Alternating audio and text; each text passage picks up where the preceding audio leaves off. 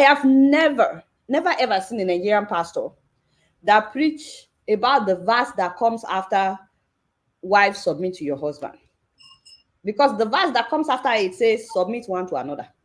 They always pretend that they have never read that verse. They never preach on that verse. They preach on the one at the top that says wife submit to your husband.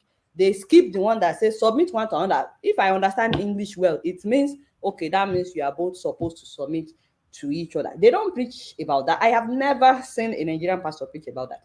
Well, every wedding I go to, I'll sit down there, they'll be talking about how the woman must be submissive, the woman must do this, the woman must do that.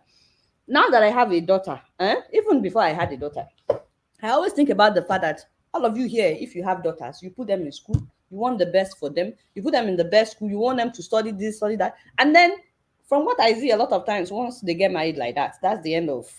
I always wonder, why do you even bother sending them to school? Why are they educated? Why do they have brain? Because once they get married, a lot of Nigerian women, once they get married like that, some of them may work until they are pregnant, or they walk through the pregnancy and all that, but it's never about them anymore. It's never about their dreams anymore. It's never about their lives anymore. Everything now becomes about the man. I've also seen, to the shock of my life, a woman wants to do her master's after she's married, wants to do her PhD, and the husband will be like, when I don't have the master's, you want to have a master's. How can you have a master's when I don't have a master's? How can you have PhD when I don't have PhD? I did not know that it's now a competition. That is what she wants. It's not even that he wants it to. He doesn't even want it. He doesn't have any aspiration, any plan to further in his studies. But just because now she's a woman, she wants, no, she's not allowed to, because you did. And so and people like that are usually very religious people.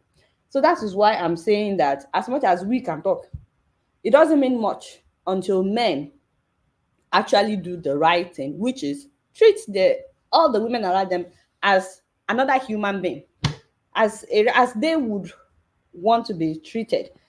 Build confidence in your daughters from the time that they are young. Build confidence in your wife as well. Encourage her to speak out. Somebody came to see my husband one time like that from Nigeria, and he seemed like a really nice man, But I noticed that as he was talking, he was looking at my husband alone, and he was talking to him alone.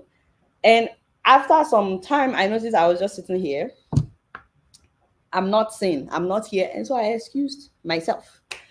And then at some point he needed something that it was me that can do it. And my husband is like, but she was right here. Why didn't you? So I feel like it is from how you treat your wife, how you treat your daughters. Do you get home, watch TV, you put your legs up while the woman is in the kitchen? You are telling your daughter something. You are telling her that even though you both work, and then you get home, you're watching TV all night, she's there going up and down, cooking, cleaning, doing everything.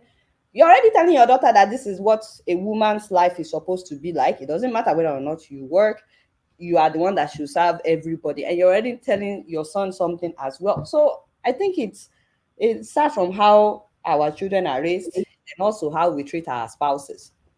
That is why we can talk, but you men are the one that have power. You are the one. They Thank say it's a you. man's word.